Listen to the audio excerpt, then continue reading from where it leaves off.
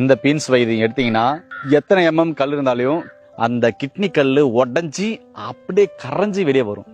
ஒரு சிலருக்கு பார்த்தீங்கன்னா அந்த யூரினரி ட்ராக்ல வரும்போது அப்படியே உடச்சி வரும்போது பார்த்தீங்கன்னா ரத்தமே வரும். பயப்பட வேண்டாம். திருப்பியும் யூரின் அந்த வழியா போகும்போது பார்த்தீங்கன்னாக்கா அந்த புண்ணு நல்லாயிடும். வாங்க என்ன பண்ணுங்க, இது உள்ள இருக்கிற விதைகளை எடுத்துடணும். இது உள்ள இருக்கிற விதைகளை பார்த்தீங்கன்னா இப்படி எடுத்துருங்க. இந்த விதையெல்லாம் வேண்டாம். இதை பார்த்தீங்கன்னாக்க இந்த விதை இருக்குல்ல, இது மாதிரி விதையெல்லாம் பார்த்தீங்கன்னா ரிமூவ் பண்ணிடுங்க. இப்படி எடுத்துருங்க. இப்படி விதையை எடுத்துட்டு கீழே போட்டுருங்க. விதை இல்லாம இதனுடைய தண்டு எல்லாமே எடுத்துக்கோங்க. எடுத்து என்ன பண்ணுங்க, சின்ன சின்ன சின்ன சின்னசா கட் பண்ணிக்கோங்க.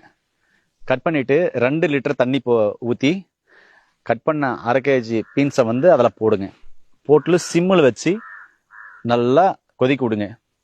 அது என்ன ஆகும் அப்படின்னு சொன்னால், அந்த 1/2 kg பீன்ஸு 2 லிட்டர் தண்ணியில் வேகும்போது 1/2 லிட்டர் தண்ணி வர்ற வரையும் அது வெந்துட்டு இருக்கட்டும்.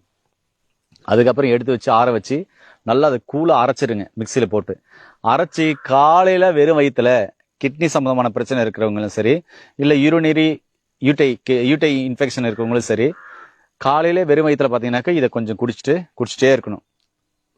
வாமிட் வர மாதிரி இருந்துச்சுன்னா நிப்பாட்டிடுங்க. அதுக்கப்புறம் திரும்பி குடிங்க. திரும்பி தேவைப்பட்ட தண்ணி குடிங்க. இதை குடிச்சிட்டே கொஞ்சம் தேவைப்பட்ட தண்ணி குடிச்சிக்கலாம். இதை ஃபுல்லாக குடிச்சிருங்க. குடிச்சிட்டு உங்களால் எவ்வளோ முடியுமோ ஒரு 3 மணி நேரத்துக்குள்ள, இதை குடிச்சு 3 மணி நேரத்துக்குள்ள சாப்பாடு எதுவும் சாப்பிடக்கூடாது. உங்களால் எவ்வளோ முடியுமோ அவ்வளோ தண்ணி குடிக்கணும். எவ்வளோ தண்ணி குடிக்கலாம்னா ஒரு 3 லிட்டர் தண்ணி, இல்லை அதிகமாக என்ன 4 லிட்டர் தண்ணி குடிக்கணும். 4 லிட்டர் தண்ணி குடிங்க. குடிச்சு ஒவ்வொரு முறையும் யூரின் போகும்போது பிடிச்சி பார்த்தீங்கன்னா அந்த கிட்னி கல் உடஞ்சி அப்படியே கரைஞ்சி வெளியே வரும்.